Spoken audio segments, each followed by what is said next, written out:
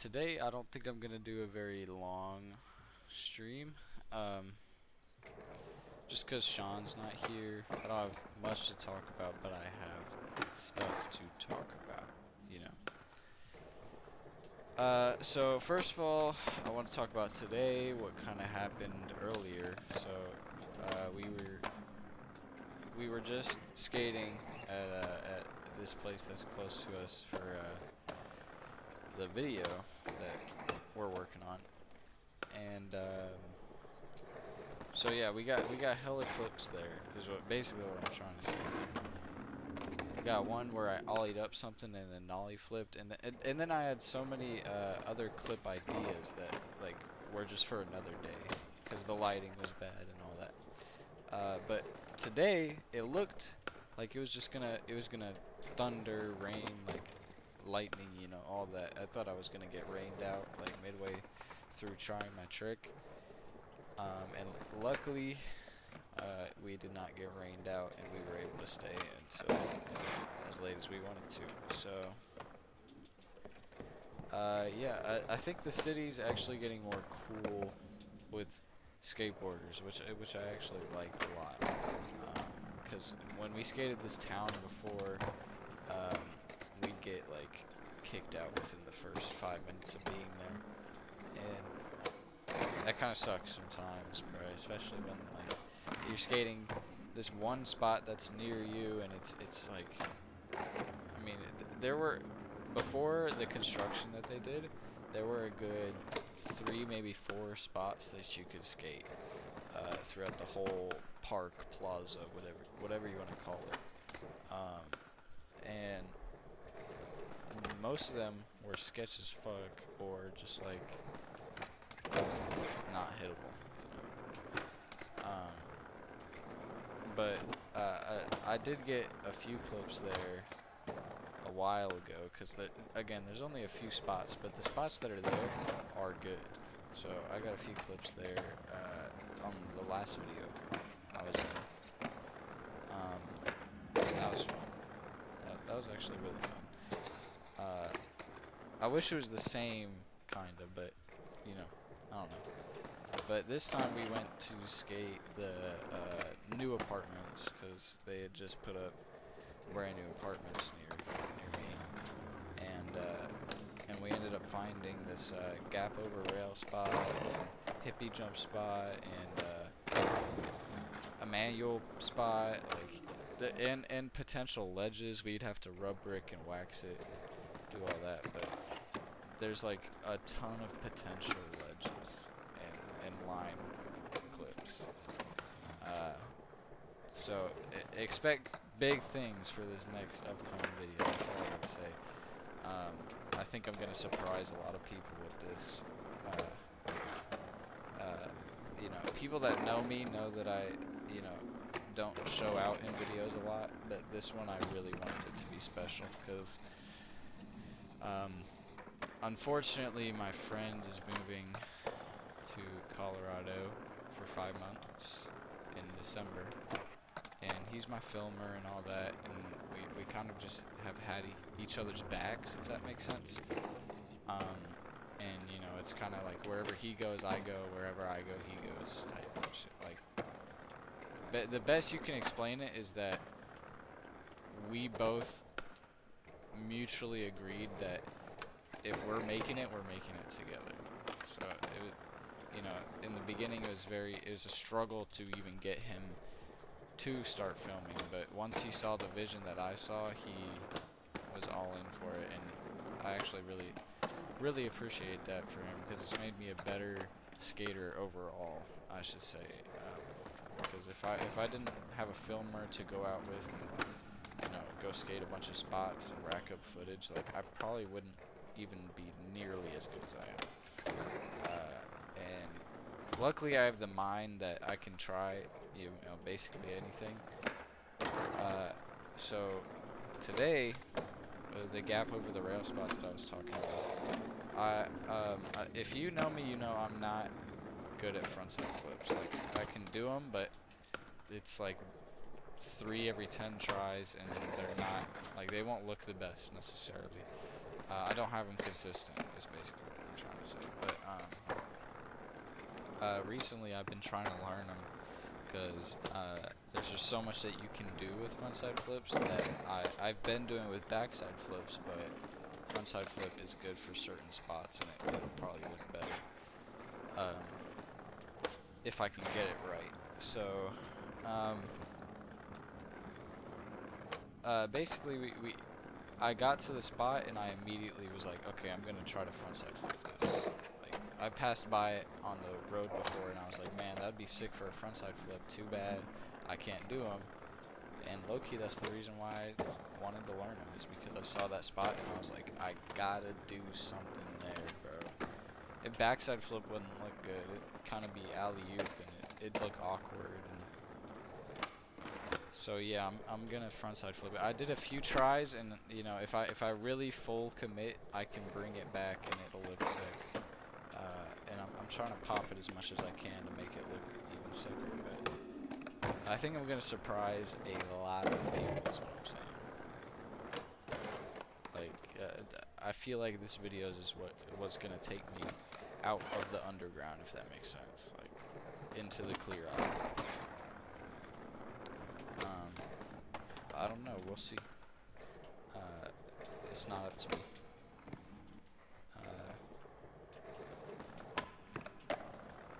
But kind of sucks that my friend's moving to Colorado, because he, you know, Colorado isn't really a skateboarding state.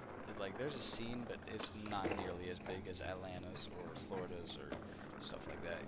We have more connections in Florida than we do in Georgia, and he, you know, we were just starting to get like supported by the Atlanta scene, if that makes sense. We were just starting to be liked by people and not seen as just like some other skaters. We actually have eyes on us now, and they're ready for videos to come out and all that. And he kind of just randomly sprawled that he's going out to Colorado for a job, but I was just like, damn, bro, like, what if, like, you come back and nobody fucks with you anymore? There's a new filmer in town who's better, you know, worth more, culturally the same, you know, grew up in the city, then, you know, then you're done. There's nothing left, you know. But what I'm gonna try to do to counteract that, basically, him moving, I'm gonna try to get it to not affect me, if that makes sense, you know. Because then I can be the backbone, you know. The skater is supposed to be the backbone, but we don't have leverage right now to be doing that. Like, I can't tell you, you know, I can tell you a few big names, but they're definitely not known on the West Coast, or, you know, some of them are actually, but you have to be kind of into the like underground scene. Because when East Coast people go to LA or Cali or, you know, anywhere over there, Nevada, like they it's like starting anew, basically. It's a whole new crowd. Everybody acts different. Everybody skates different. You gotta adapt. So it's a little hard to get both sides to like you, if that makes sense. It really is that simple. If all skaters, you know, work together and helped people out and weren't kind of greedy, I guess, greedy with it, then it would be a lot better, is all I'm saying. Is that I know so many people that just went unseen, if that makes sense. They just flew under the radar because people weren't fair. And I know life's not fair sometimes. That's a sign. But I mean, there's people that could have been pro. Like, I'm saying, like, this one dude that I know, very closely, and I was gonna work with him, but somebody kind of messed it all up. But he ghetto birded the app. Like, it's an MBD for sure, but like just the way that he skated, he had such flow and all that, and he just flew straight under the radar. And I don't want that to happen to me. You know, I don't want people to see me but then ignore. But that's hard to do in Atlanta. Not gonna lie. There's not as many giant companies out here. It's all just kind of spread out groups. Strat's big and all that, but it's a little hard to get in like contact with them, if that makes sense. You can always skate where they skate, but they're not gonna, you know. What I'm saying is that they're a big company that stays tight, so they still treat it like they still gatekeep it, kinda, which is fine. You don't have to put on every good person you see, but you know, just like helping people, you know, like sometimes I just like helping people, but it seems like a lot of businesses and a lot of like people like that will just kind of pass over you, if that makes sense. They'll look at you and even if you're good, like it doesn't matter to them. Some people will just not like you, and then you're canceled forever from skateboarding, which I say is not cancelable.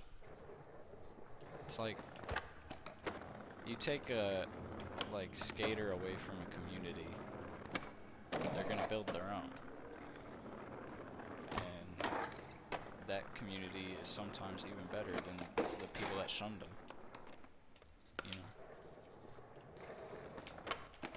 If you lose in one part, you can build up, is what I'm saying. If you lose a sort of respect, you can build your own respect. That makes sense, like self.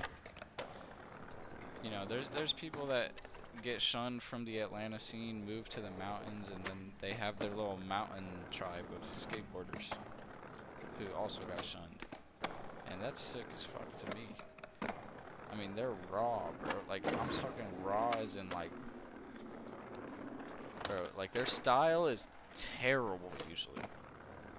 But they know how to send themselves down stuff just for the sheer fuck of it, bro. Like, sometimes the country skaters are realer than the city skaters. Like the mountain people, the mountain people will respect any skater. They don't care. They're usually a little weird themselves, but the city people will just shun you away because they don't know you. They didn't grow up with you. I say that's stupid, but some people call that business, I guess. But are you really making money if you're losing customers? Or losing a team? Type shit. Like, I don't know.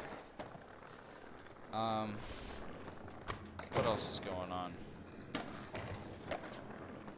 September 2nd, there's a contest at Bay Creek, bro. And I think I talked about this shortly with Sean on the last stream. But apparently, you know, something's happening. Apparently people are actually trying to make something for me. And others that are, you know, around me. But, I don't know. We'll see how it goes.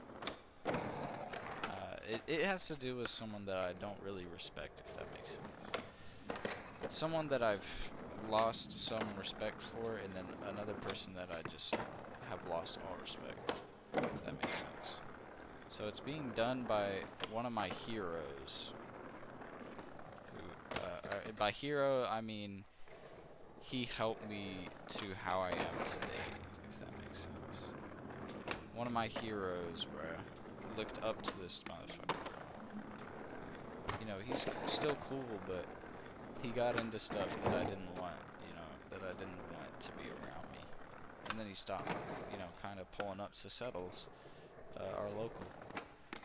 And, you know, kind of disappeared and didn't, like, say anything to anybody. Which was kind of, you know, mean, and, you know, that at first showed me, okay, even the people you look up to break. Even they have dark times, right? So, you know, the first couple times I kind of just brushed it over the shoulder. It was like, he'll be back in 3-4 months. And, you know, recently it went like 8 months without me seeing him. And I was like, what happened? Like, what is happening? And he, you know, and there's other person, bro. There's this other person who, at first I looked at as a what do you call it, bro? As a good friend, if that makes sense. A good friend, bro.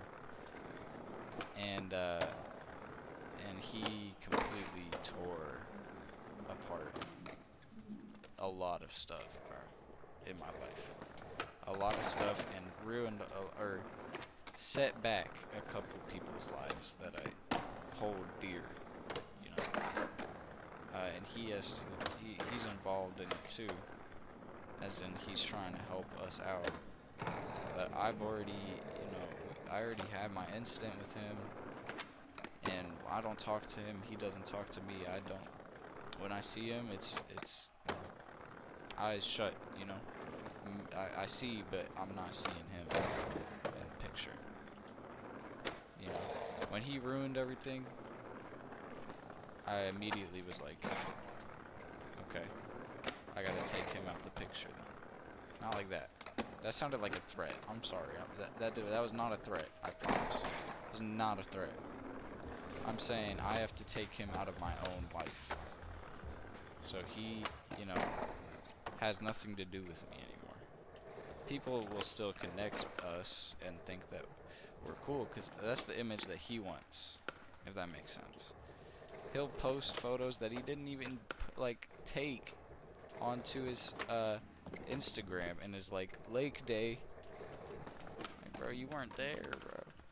Don't act like you were. You know? I would, you know, stop acting like everything's peachy, bro. Like, we're not friends, is basically what I'm saying. And I used to call this guy a friend. He used to treat me like a son, and I didn't like that, I'm gonna be honest. You can't discipline someone that you built a friendship with, if that makes sense. He tried to rub his ideologies on me, is what I'm saying. And I'm like, no, I'm not here for that. I'm not here for that. He got all mad when I told him that I'm not here for it. And then that's how that went. You know, yeah, I still, you know, I don't hate the man, but I don't got respect for him. He doesn't respect, you know, basic human values, bro. And that's someone that I just lost every bit of respect for, bro. Like, the other dude, like, he's still cool, if that makes sense. Like, I look at him as, like, an older brother, or, you know, even a second father, still. Or at least I used to a lot. I used to actually look up to him as a father. But everything kind of changed after something went wrong with one of his students. So he had to, like, I don't know.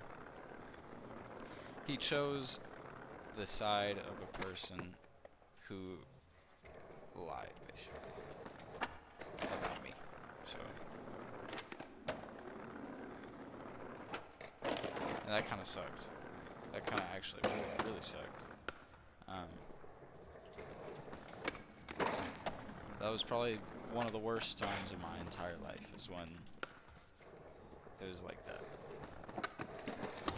It was like 8th, you know, early 9th grade. It was probably the worst section of my life that I ever had to go through. I lost so many friends, so many people that I loved, you know. But it didn't, like, it didn't affect me. Like, I found my other crowd, if that makes sense. The other person had their crowd that they kept on their side, and me, I kept near and dear, the, like, only friends I had left, if that makes sense.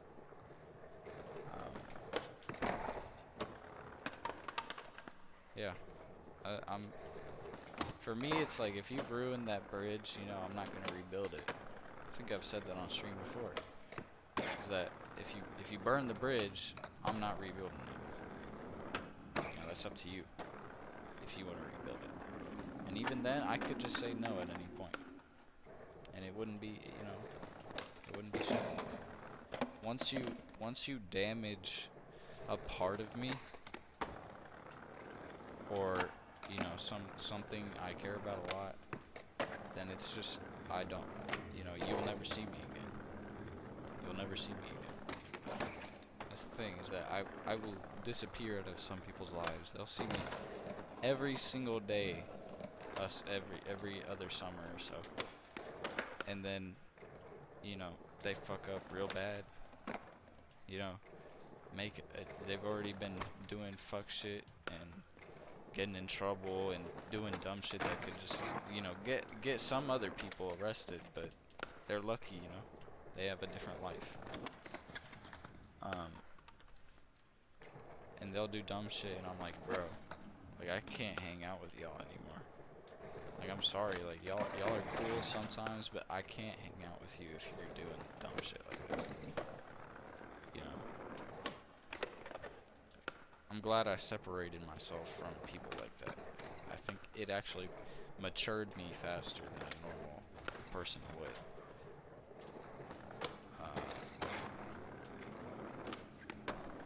Yeah, I don't know. I guess the best advice I could give to people, you know, going through something that, you know, kind of tears apart half of your life, and you can't get it back.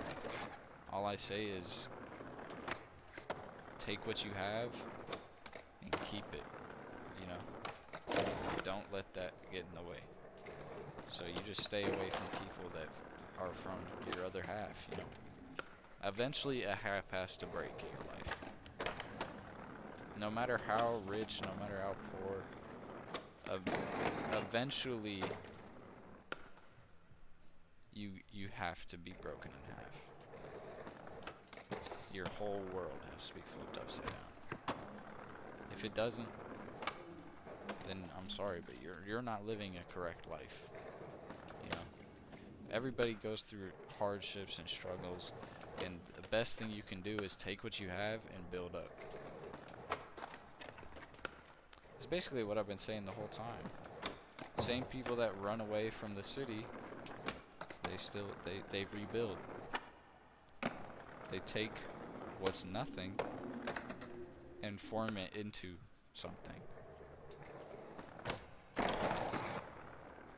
I really appreciate guys like that. Not just guys, you know, women do it too, but I'm saying guys as a, you know, a unisex term, if that makes sense. Yeah, you know, that's just what I do. I don't know. I think it's pretty normal, probably. But like, people that can take their whole life, move it in a completely different direction, and still rebuild off of what they have, you know.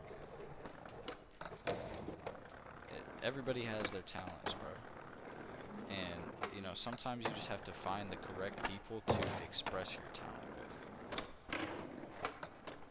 Like, you know, there's this one group in Atlanta called World Formation. And the guy that built it, I mean, he even told us, he was like, all that we were just homies filming each other. There was no company behind it. There was no shirts. There was no nothing. It was just a guy filming and a skater skating. And I think, that's the perfect way to do it. You're building up from nothing.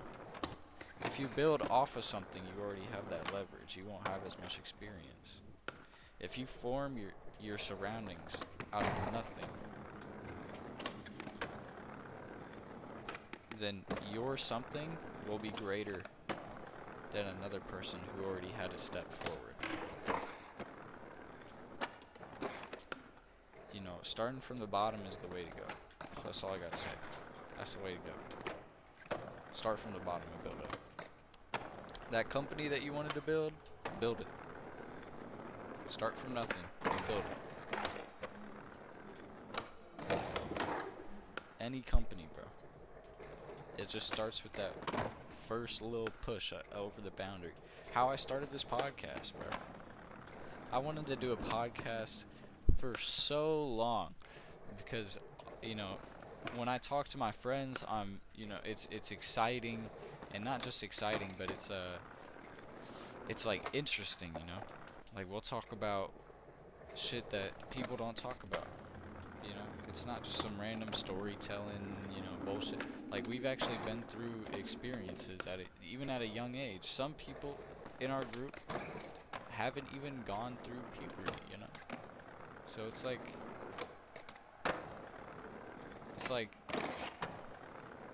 if you think about it, right? If you think about it, you're watching people grow as people, but like, bro, what am I even talking about? I don't even know what I'm saying, bro. Never mind. What am I talking about, bro?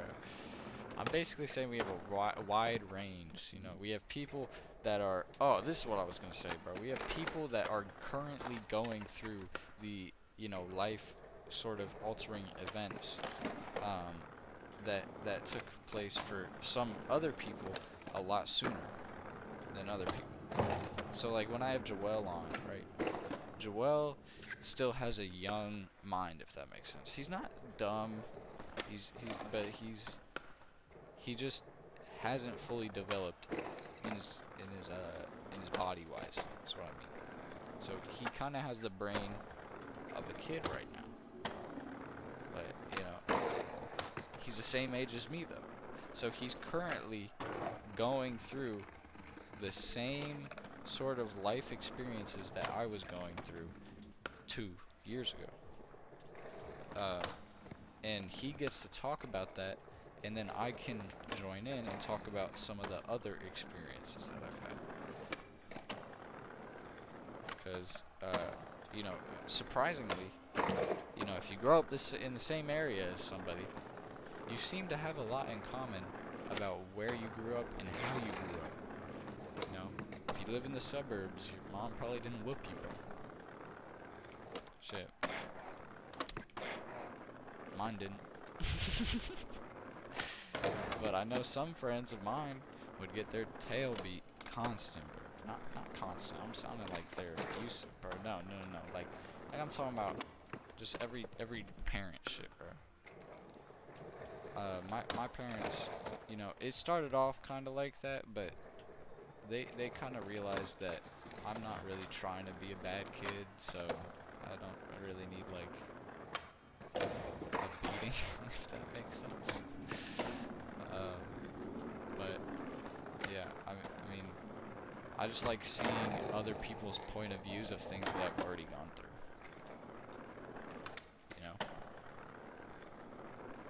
Like when my homie gets his first girlfriend, and then she breaks up with him, and he's heartbroken.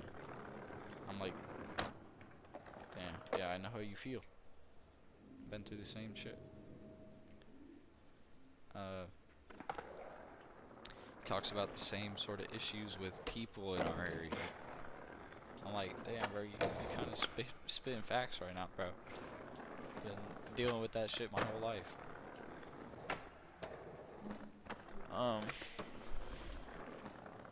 Let's see. I don't know how long we've been going, but I'm running out of things to talk about. Y'all can probably tell. So, guess we'll get on the topic of, I don't know, bro. It's kind of hard choosing. Let's think.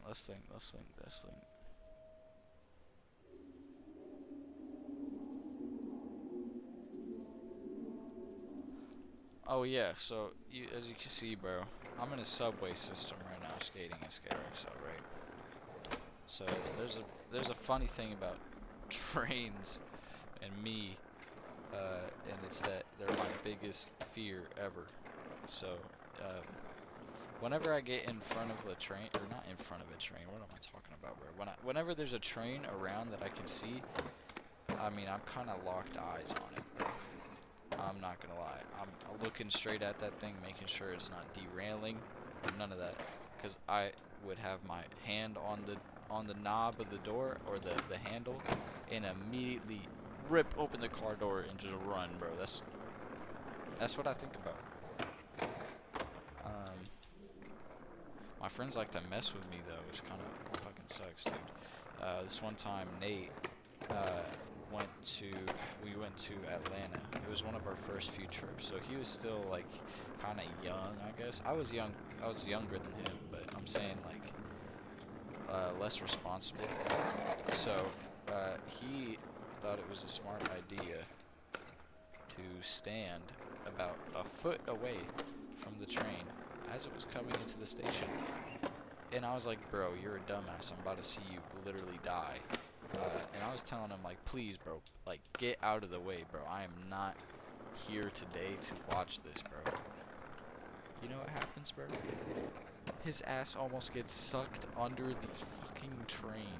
That's how fast the train was going past him, bro. He almost got sucked under the train. And I was like, bro, never do that again, bro. But, you know, he does it again. He does it a lot, actually. But he doesn't stand that close, is what I mean. Like, he doesn't do that anymore. I think he kind of learned not to mess with trains. But when, like, he'll just fuck with me on when the train pulls up. I'm like, bro, leave me alone.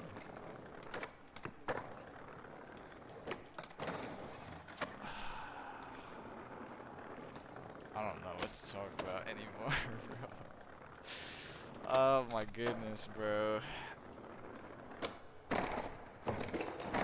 Oh, I should probably ask, you know, I'll probably post something on my story later on Instagram, and ask if y'all want to see a Skate 3 stream, where it's the normal podcast, but it's a stream.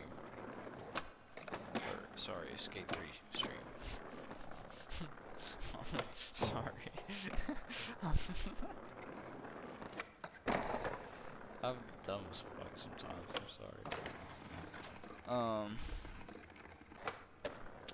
Shit, bro, there's nothing else to talk about, bro. I'm getting dry, and, you know, I know it hasn't been that long. How long has it been?